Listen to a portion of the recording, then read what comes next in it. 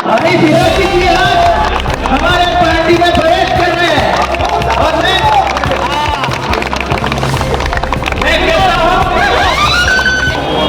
दिल्ली से चल के आपके बीच में आया हूं। हिंदुस्तान में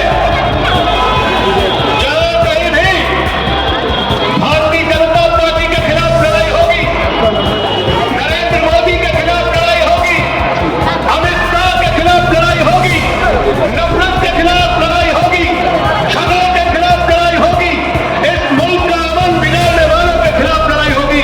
संजय सिंह सीना तान के आपके साथ खड़ा होगा इस विश्वास को दिलाने के लिए। वतन की जो हालत सुनाने लगेंगे तो पत्थर भी आंसू बहाने लगेंगे। अगर भीड़ में खो गई आदमियत तो उसे ढूंढने में जमाने लगेंगे। आदमियत का, इंसानियत का, मानवता का हक किया जाए। हिंदू मुस्लिम सिख ईसाई हिंदुस्तान 144 करोड़ लोगों का है। भारत का प्रधानमंत्री भाषण देता है हम महाराष्ट्र में आके, कहता है एक रहोगे तो सेफ रहोगे। मैंने कहा मोदी जी 10 साल से तुम घास छील रहे हो क्या भाई? अगर 10 साल के बाद भी हम सेफ नहीं है तो अपने प्रधानमंत्री के पद से इस्तीफा दे दो, तुमको प्रधानमंत्री रहने का अधिकार नहीं। मुंबई मुद्दा, हर गली की खबर।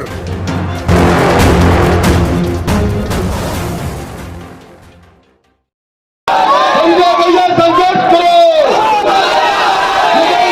आगे बढ़ो। हमारे बीच संजय सिंह जी तशरीफ ला चुके हैं। सर हम आपका मुंडवा कलवा में इस्तकबाल करते हैं और हमारे बीच आप खिताब करेंगे। Thank you. आगे बढ़ो, शमीम भाई आगे बढ़ो,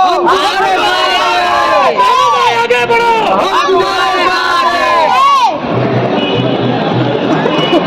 एक बार जोरदार नारा लगाएंगे, इंकलाब, इंकलाब, इंकलाब। जिंदाबाद। मन पे आसीन आपके लोकप्रिय प्रत्याशी जितेंद्र अवार्ड जी, आम आदमी पार्टी मुंबई के अध्यक्ष प्रीति शर्मा जी, शमीम भाई और इस मुमरा की धरती के बहादुर लोगों, माताओं और बहनों, नौजवान दोस्तों, सानू भाई,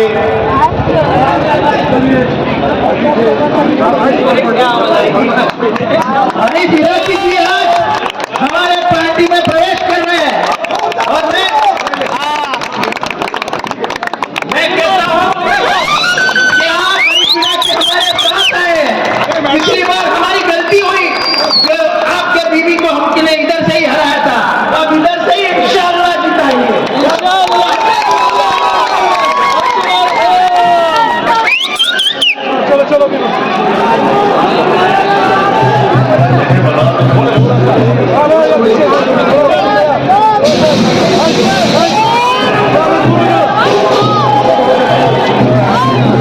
आज इतनी बड़ी तादाद में आप सबको देख के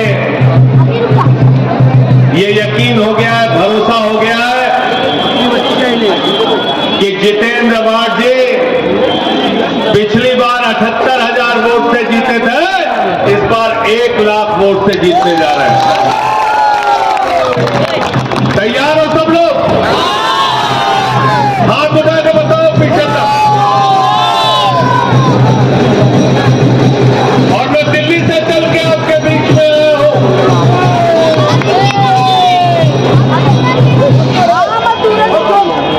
दिल्ली से चल के आपके बीच में आया हूं और इसलिए आया हूं कि पूरे हिंदुस्तान में जहां कहीं भी भारतीय जनता पार्टी के खिलाफ लड़ाई होगी, नरेंद्र मोदी के खिलाफ लड़ाई होगी, अमित शाह के खिलाफ लड़ाई होगी, नफरत के खिलाफ लड़ाई होगी, झगड़े के खिलाफ लड़ाई होगी, इस मुल्क का अमन बिगाड़ने वालों के खिलाफ लड़ाई होगी। संजय सिंह सीना तान के आपके साथ खड़ा होगा को दिलाने के लिए आपके बीच में आया हूं। भैया आगे बढ़ो। मुझे बहुत ताज्जुब है कि देश का कानून मंत्री आज आके कह रहा है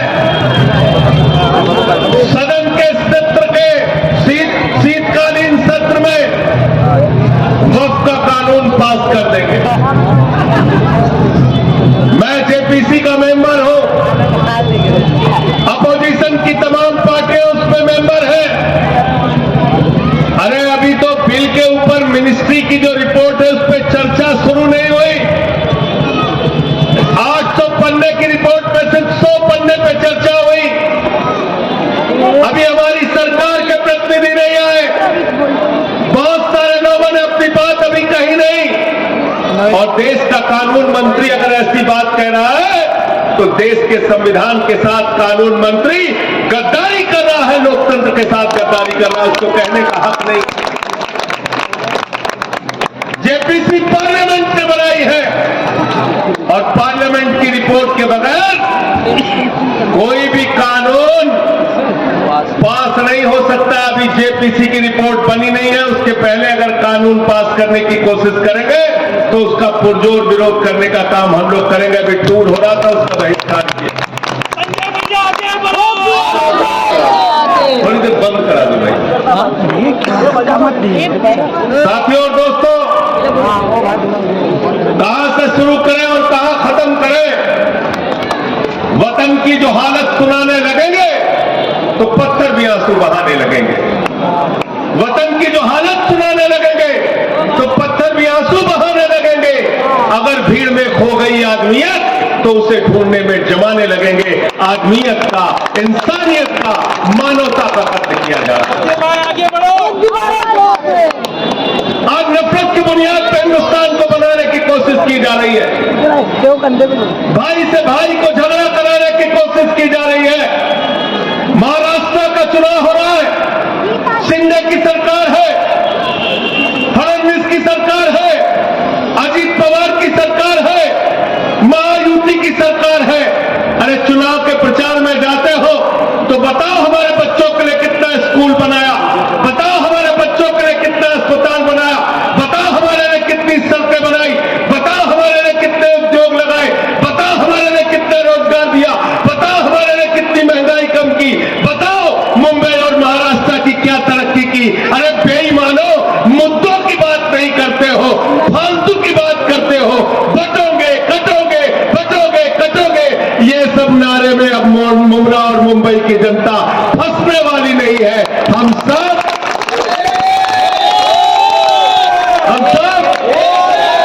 हिंदू मुस्लिम सिख ईसाई, हिंदू मुस्लिम सिख ईसाई, हिंदुस्तान 144 करोड़ लोगों का है। भारत का प्रधानमंत्री भाषण देता है यहां महाराष्ट्र में आके, कहता है एक रहोगे तो सेफ रहोगे। मैंने कहा मोदी जी 10 साल से तुम घास छील रहे हो क्या भाई? अगर 10 साल के बाद भी हम सेफ नहीं है तो अपने प्रधानमंत्री के पद से इस्तीफा दे दो, तुमको प्रधानमंत्री रहने का अधिकार नहीं। गलत तो नहीं कह रहा हूं? गलत तो नहीं कह रहा हूं? अरे 10 साल हो गए तुमको और 10 साल के बाद भी अगर हम सेफ नहीं है तो प्रधानमंत्री यहां का घास छील रहा है, उसको इस्तीफा देके बैठ जाना चाहिए, उसको प्रधानमंत्री रहने का अधिकार। मुद्दे की बात नहीं करते। हम दिल्ली में चुनाव लड़ते हैं अरविंद केजरीवाल जी के नेतृत्व में। हम बताते हैं हमने इतने स्कूल बनाए, इतने अस्पताल बनाए, बिजली फ्री किया, पानी फ्री किया। यहां पे योगी जी आते हैं, नारा दे रहे बटोगे तो कटोगे। बोले कि नहीं बटोगे तो कटोगे? समझ में आया नारा का मतलब कि नहीं समझ में आया? समझ गए। समझ में आया? नहीं समझ में आया? नहीं समझ में आया? मैं आपसे कहना चाहता हूं, बटोगे तो तुम्हारे बच्चों के सरकारी स्कूल बंद हो जाएंगे, बटोगे तो सरकारी अस्पताल बंद हो जाएंगे, बटोगे तो तुम्हारी सरकारी सड़कें टूट के खाक खाक हो जाएंगी, बटोगे तो देश के अंदर महंगाई बढ़ जाएगी। 110 रुपए का पेट्रोल बिकेगा, 100 रुपए का डीजल बिकेगा, 250 रुपए का टमाटर बिकेगा, 300 रुपए का तेल बिकेगा। महंगाई आसमान पे पहुंच जाएगी। बटोगे तो भारत की सेना 4 साल के ठेके पे रख दी जाएगी, अग्निवीर की योजना लाई जाएगी। बटोगे तो नफरत की बुनियाद पर हिंदुस्तान को बांटा जाएगा। बटोगे तो याद रखना, आपके बच्चों का मुस्तकबिल खराब हो जाएगा। महाराष्ट्र के अंदर उद्योग धंधे गुजरात में चले जाएंगे। बटोगे तो आपका रोजगार खत्म होगा, किसान आत्महत्याएं करने के लिए मजबूर होगा। इसलिए मैं कहना चाहता हूं, न बटिए न कटिए, मिलके भाजपा को रपटिए।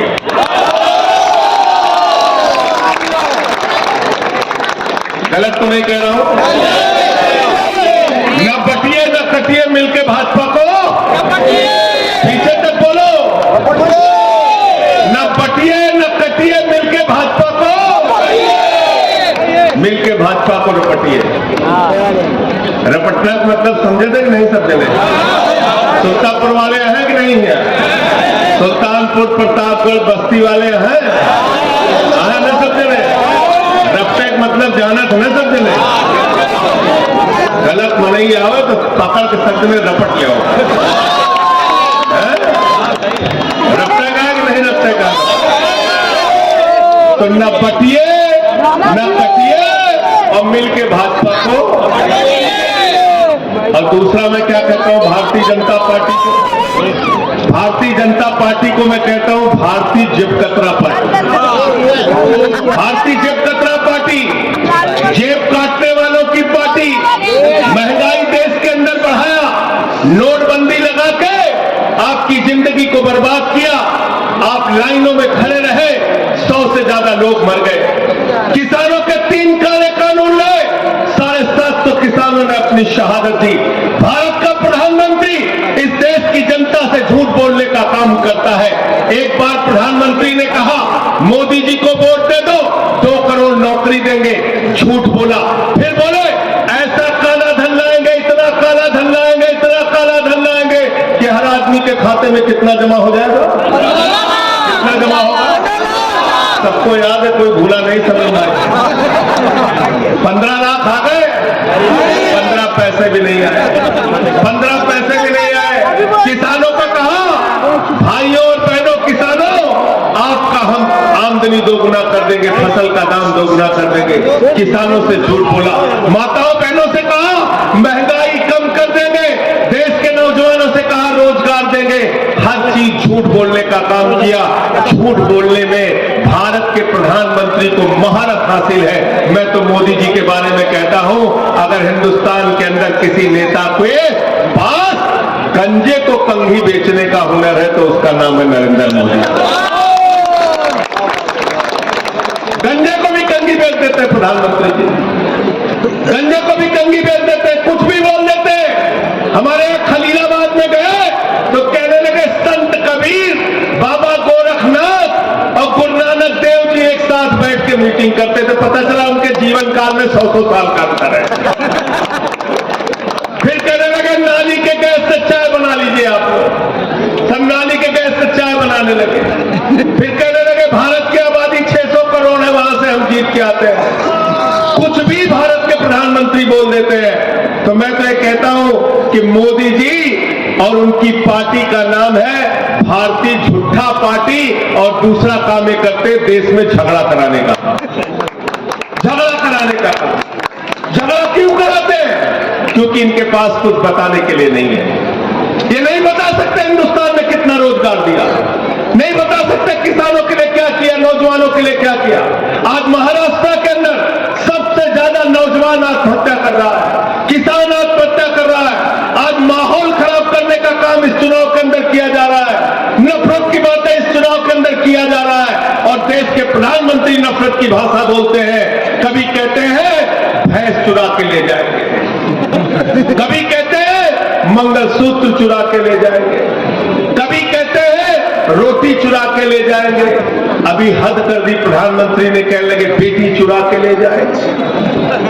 मैं पूछना चाहता हूं नरेंद्र मोदी जी, अगर आप इतने कायर प्रधानमंत्री हो कि आपके रहते हुए बेटी चुरा प्रधानमंत्री के पद से इस्तीफा दे दो, तुमको प्रधानमंत्री के पद पे रहने का अधिकार नहीं। ऐसी गंदी भाषा भारत के प्रधानमंत्री बोलते, ऐसी भाषा भारत के प्रधानमंत्री बोलते। हिंदुस्तान के मुसलमानों के खिलाफ आप लोगों को भड़काते हैं और दुबई में जाते हैं तो दुबई में जाते हैं तो देखिए ना, शाहरुख खान जैसे फिल्मों में नहीं मिलता होगा गले हीरोइन से, जैसे मोदी जी मिलते हैं। देखे हो कि नहीं देखे हो? देखे हो ना, शेखों को एकदम गले लगा लेते हैं। कतर की मस्जिद में जाएंगे वहां गले लगा देंगे, दुबई की मस्जिद में जाएंगे वहां गले लगा देंगे। क्यों लगाते हैं गले? कभी सोचा आपने? क्योंकि वहां पर नरेंद्र मोदी के भतीजे जय शाह का धंधा चलता है। धंधा चलता है। जहां धंधा चलेगा वहां धर्म पीछे है और हिंदुस्तान में मुसलमानों के खिलाफ भड़काना है। मैं तो कहता हूं मोदी जी, कतर के मुसलमानों से इतना प्यार है, दुबई के मुसलमानों से इतना प्यार है, थोड़ा इससे तमीम से भी प्यार कर लो, इसको भी गले लगा लो कभी। यहां भी मस्जिद में घूम के आ जाओ। ये नफरत की बातें बंद करो, इससे कुछ भी हासिल होने वाला नहीं है। और इस्लाम, मुसलमान, मैं कहना चाहता हूं, मुसलमान अगर डरता है तो सिर्फ खुदा से डरता है, ऊपर वाले से डरता है। उसको डराने की कोशिश मत करना। और मैं तो बार बार कहता हूं कि आप अपने नबी का नाम भी याद कर लेंगे तो कभी नफरत की बात नहीं कर सकते। नबी को कहा गया रहमतुल आलमीन, पूरी दुनिया पर रहमत करने वाला। नफरत की बातें कहां से आती है? हिंदू धर्म में कहा गया वसुधैव कुटुंबकम, पूरा विश्व हमारा परिवार है। हम पूजा खत्म करते हैं, भगवान से प्रार्थना करते हैं हाथ जोड़ के कि धर्म की जय हो, अधर्म का नाश हो, प्राणियों में सद्भावना हो, विश्व का कल्याण हो। अरे हिंदू धर्म पूरे विश्व की कल्याण की बात करता है। मोदी जी जरा हमको तुम बताओ, फडणवीस जी जरा हमको तुम बताओ, शिंदे जी जरा हमको तुम बताओ, अमित शाह जरा हमको बताओ, योगी जी जरा हमको बताओ, कौन सा हिंदू धर्म तुमने पढ़ा है जो नफरत की बात करते हो? तुम नफरत की बात करते हो, तुम हिंदू धर्म को मानने वाले, हिंदू धर्म को मानने वाले। तो मैं अभी समीम भाई से रास्ते में बात हो रही थी, थोड़ा कंफ्यूजन में है आप लोग, हैं? घड़ी बंद हो चुकी है, याद रखिएगा। बंद किया है कि नहीं किया बताइए आप? बंद कर दिया ना? तुतारी को ध्यान में रखना, तुतारी को ध्यान में रखना। जितेंद्र अवार्ड का चुनाव निशान है तुतारी। तुतारी को याद रखना, याद रखना। ये मराठियों के स्वाभिमान का सवाल है, याद रखना। ये उत्तर भारतीयों के स्वाभिमान का सवाल है, याद रखना। मैं आपसे कहने के लिए आया हूं, हाथ जोड़कर विनती करने के लिए आया हूं। ये वही लोग हैं जिन्होंने गद्दारी करके शिवसेना को तोड़ने का काम किया, बाला साहब उद्धव ठाकरे की पार्टी को तोड़ने का काम किया। ये वही लोग हैं जिन्होंने शरद पवार की पार्टी को तोड़ने के लिए काम किया। तो याद रखना, गद्दारों के लिए माफी, गद्दारों के लिए माफी, किसी भी धर्म में गद्दारों के लिए माफी, गद्दारों के लिए माफी। और जितेंद्र अवार्ड के लिए इसलिए भी आया हूं, आज आपको बता रहा हूं। मैं जेल गया 6 महीने जेल में रहा। हमारे साथी पूछते हैं, कहते हैं क्यों आपको जेल में डाला? क्योंकि मैं नरेंद्र मोदी की आंख में आंख डाल के बात करता हूं, अमित शाह की आंख में डाल के बात करता हूं। इसलिए मुझे जेल में भेजा, इसलिए मुझे जेल में भेजा क्योंकि मैं आपकी आवाज उठाने का काम करता हूं। इसलिए मुझे जेल में भेजा क्योंकि देश की सदन में प्रधानमंत्री के सामने दो चार करने की बात करता हूं। और इसलिए मुझे उठा के जेल में भेजा क्योंकि मैंने सदन में नारा लगाया था, मोदी अडानी भाई भाई देश बेच के भाई इससे नाराज हो गए। मुझे देशद्रोही कहते हैं, मेरे ऊपर देशद्रोह का मुकदमा लगाया, 23 FIR मेरे खिलाफ थी, PMLA का मुकदमा लगाया, जेल में भेजा मुझे। और मुझे ये बताते हुए फख्र हो रहा है कि जब मैं जेल में था तो मेरे लिए यहां से जितेंद्र अवार्ड चल के मेरे परिवार से मिलने दिल्ली गए थे, इसलिए मुझे लिया। ये समीम उनके साथ गए, हमारे मदनी भाई साथ गए थे, एहसान भाई साथ में गए थे। तो जो सुख दुख के साथी होते हैं, जिम्मेदारी और फर्ज बनता है उनके साथ खड़े हो। मैं आपसे हाथ जोड़कर विनती करने के लिए आया हूं, किसी घड़ी बड़ी के चक्कर में मत पड़िएगा। गलत तो नहीं कह रहा हूं? चक्कर में तो नहीं पड़ रहे हो ना? चक्कर में तो नहीं पड़ रहे हो? चक्कर में तो नहीं पड़ रहे हो ना? अगर घड़ी को वोट देना है, इससे बढ़िया कमल को वोट देके चले आना। गलत तो नहीं कह रहा हूं? अगर घड़ी को वोट देना चाहते हो तो नरेंद्र मोदी को वोट दे देना। अगर घड़ी को वोट देना चाहते हो तो भारतीय जनता पार्टी को वोट दे देना। अगर घड़ी को वोट देना चाहते हो तो योगी आदित्यनाथ को वोट दे देना। अगर घड़ी को वोट देना चाहते हो तो नफरत फैलाने वालों को वोट दे देना, क्योंकि घड़ी का एक एक वोट नरेंद्र मोदी के लिए काम करेगा, योगी के लिए काम करेगा, नफरत फैलाने वालों के लिए काम करेगा। इसलिए उसके चक्कर में पड़ना है क्या? क्या चाहते हो? नफरत वालों को वोट देना चाहते हो? नफरत वालों को वोट देना चाहते हो क्या? अगर घड़ी को वोट दिया तो मोदी के काम आएगा। अगर घड़ी को वोट दिया तो योगी के काम आएगा। अगर घड़ी को वोट दिया तो महाराष्ट्र का अमन चैन बिगाड़ने वालों को काम आएगा। अगर घड़ी को वोट दिया तो समाज को बांटने वालों को काम आएगा। इसलिए हमें जोड़ना है, न पटिए न कटिए मिलके भाजपा को, न पटिए न कटिए मिलके भाजपा को। बहुत बहुत शुक्रिया, बहुत बहुत धन्यवाद। इंकलाब, इंकलाब, इंकलाब।